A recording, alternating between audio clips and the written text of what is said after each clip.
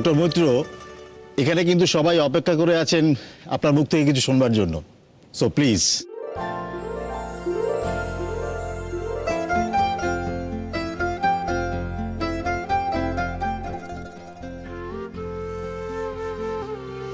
এখানে উপস্থিত সকলকে আমার নমস্কার এবং ধন্যবাদ। আমি যে আজ এখানে আসতে পেরেছি তার জন্য আপনারা সকলেরই ধন্যবাদ প্রাপ্য। আপনারা সকলে মিলে আমাকে একটা সুস্থ স্বাভাবিক জীবন ফিরিয়ে দেওয়ার আপ্রাণ চেষ্টা করেছেন। আমার অপারেশনের পর থেকে পোস্ট অপারেটিভ কেয়ার সমস্ত ক্ষেত্রে ডক্টর সরকার কিন্তু সারাক্ষণ আমার পাশে গার্জিয়ানের মতো রয়েছেন। তারপর সেদিনের আমিনুলের উপরে করা ওই অপারেশনটা, যেখানে আপনারা সকলে আমার সেই হারিয়ে যাওয়া আত্মবিশ্বাস আমাকে ফিরিয়ে দিয়েছেন, সেটা আমি কখনোই ভুলতে পারব না। আমাদের হসপিটালের সমস্ত স্টাফ, সকল সিস্টার, সকল কর্মচারীকে আমি ধন্যবাদ জানাবো। আর আমি কৃতজ্ঞ আমার বাবা, আমার পিসিমণি, আমার মাসির কাছে। তারা পাশে না থাকলে সত্যি আজকের এই দিনটা আমি দেখতে পারতাম না। আমার অপারেশনের পর থেকে দীর্ঘ 3 মাস তারা আমাকে এভাবে সহ্য করেছে, তার জন্য আমি খুবই কৃতজ্ঞ। আর সবার শেষে আমি সেই মানুষটার কথা বলতে চাইবো যে মানুষটা পাশে না দাঁড়ালে হয়তো আজকের দিনটা তো দূর, আমি হয়তো এতদিন বেঁচেও থাকতাম না। সে সারাক্ষণ আমার পাশে দাঁড়িয়েছিল, তাই এটা সম্ভব হয়েছে। ডক্টর সরকার সেই মানুষটাকে আমার জীবনের এঞ্জেল বলেছেন।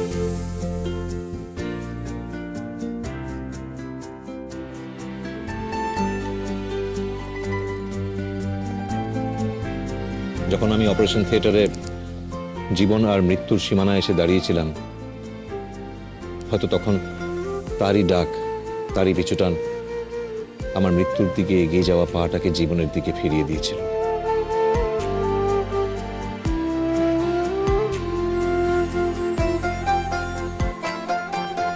তারপর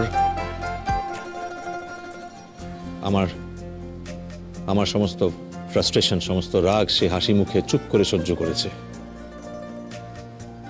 কিন্তু অসীম বিশ্বাস নিয়ে সে আমাকে সারাক্ষণ বলে গেছে যে আমি পারবো, আমি ঠিক হব, আমাকে ঠিক হতে হবে। তখন তার এই কথাগুলো আমার সহ্য হতো না, আমার ভালো লাগতো না। আমি তাকে তখন অপমান করতাম, অনেক খারাপ কথা শোনাতাম। কিন্তু হয়তো মনে মনে সেই কথাগুলো আমি শুনতে চাইতাম। তাই তার এই বিশ্বাস নিয়ে বলা কথাগুলো হয়তো আমার অজান্তে আমার সাবকনশিয়াস মাইন্ডে বসে গেছিল।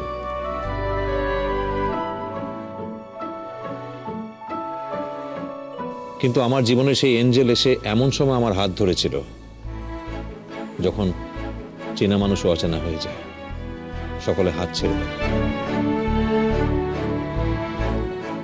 জীবনে একটা দারুণ অন্ধকার সময় আমি সেই এঞ্জেলের হাত ধরে পার করেছি। আর মানুষ যখন অন্ধকার সময় দিয়ে পেরোয় তখন সবসময় একটা আলোর খোঁজ করে, কিন্তু আমার অন্ধকার সময়টাতে আমার আলো আমার পাশেই ছিল। আর আমার জীবনের এই দুর্ঘটনা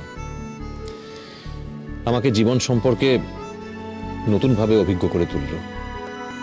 মানুষ চিনতে শিখলাম, তাদের চিনলাম যারা বন্ধুর ছদ্মবেশে আমার চারপাশে ঘুরঘুর করছিল।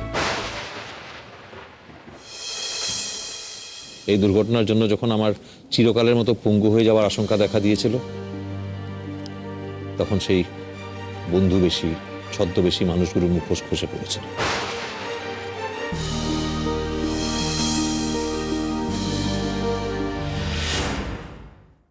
ওয়েল, একদিক থেকে আমার এই অ্যাক্সিডেন্টটা আমার জীবনে একটা ফিল্টারের মতো কাজ করেছে। আনওয়ান্টেড অনেক এলিমেন্ট আমার জীবন থেকে সরে গেছে, আর আমিও চিনে গেছি কারা আমার জীবনে সত্যিকারের ম্যাটার করে আর কারা করে না।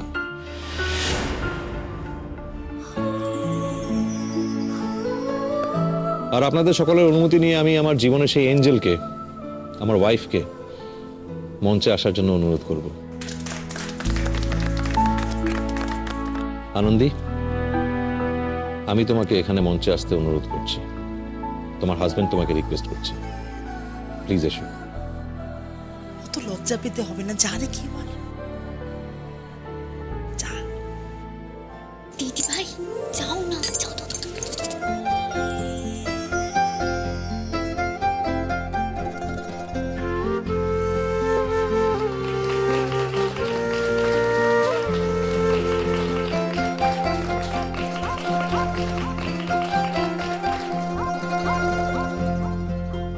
আমার জীবনের অন্ধকার টানেলের শেষ আলোটা কিন্তু আমি দেখতে পাইনি,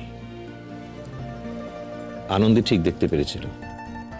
ও নিজের লক্ষ্যে স্থির ছিল।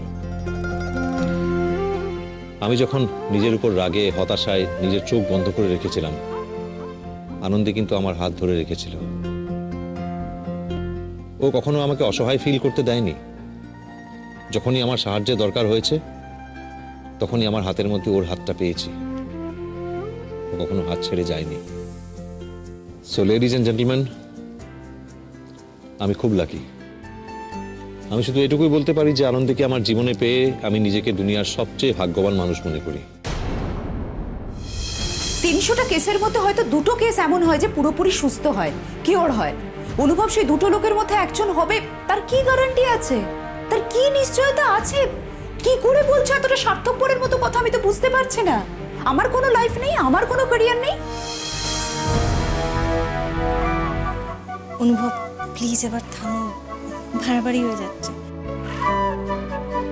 আপনারা এই যে স্মারক আজ আমাকে দিলেন, এই সমস্ত সম্মান, এই স্মারক কিন্তু পাওয়া উচিত আনন্দীর। আমার থেকে অনেক বেশি কঠিন লড়াই কিন্তু আনন্দী লড়েছে। আমার মতো একটা হেরে যাওয়া, একটা লড়াই করতে অনিচ্ছুক মানুষকে আবার লড়াই করতে উদ্বুদ্ধ করেছে, তাকে লড়াই করে সুস্থ করে তুলেছে। So all this should go to my better half. Anandi, এবার আমরা তোমার কাছ থেকে কিছু শুনতে চাই।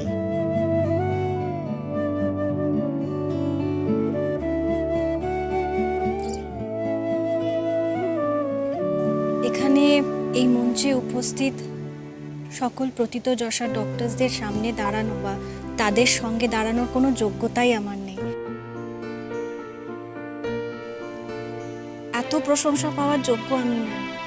আমি যা যা করেছি সবটাই ডক্টর অনুভব মৈত্রকে দেখে শিখেছি। আমি দেখেছি অনুভব কিভাবে তার পেশেন্টদের সঙ্গে, প্রত্যেকটি পেশেন্টের সঙ্গে কথা বলেন, কিভাবে তাদের মনে জোর দেন, কিভাবে লড়াই করতে শেখান, সবটাই আমি ওনার থেকে দেখে শিখেছি। আর এই যে এই কদিন আমি যা যা করেছি অনুভবের সাথে, সবটাই ওকে দেখে শেখা। বলতে পারেন গঙ্গা জলে গঙ্গা পুজো করেছি। হয়তো পথটা কঠিন ছিল, কিন্তু আমি বুঝেছিলাম যে অনুভবকে একটা জিনিসই সুস্থ করে তুলতে পারে, আর সেটা হলো তার কর্মক্ষেত্রে ফিরে এসে মানুষকে সুস্থ করে তোলা।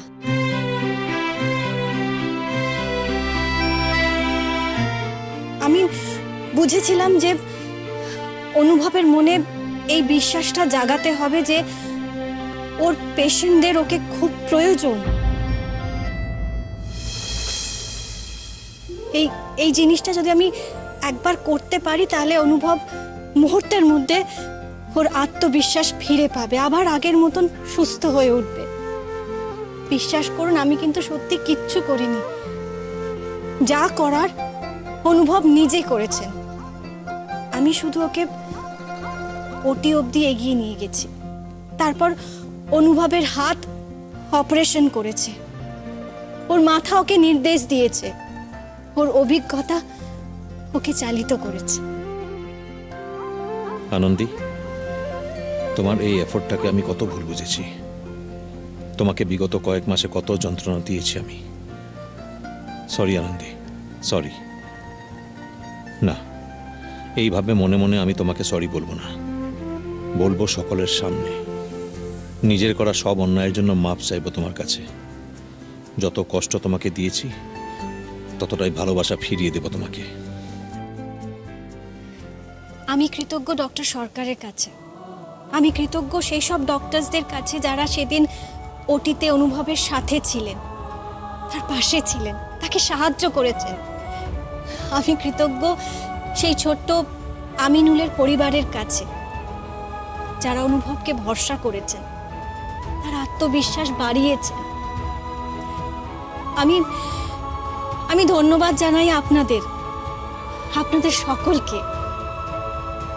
ব্যাস আমার এটুকুই বলার ছিল।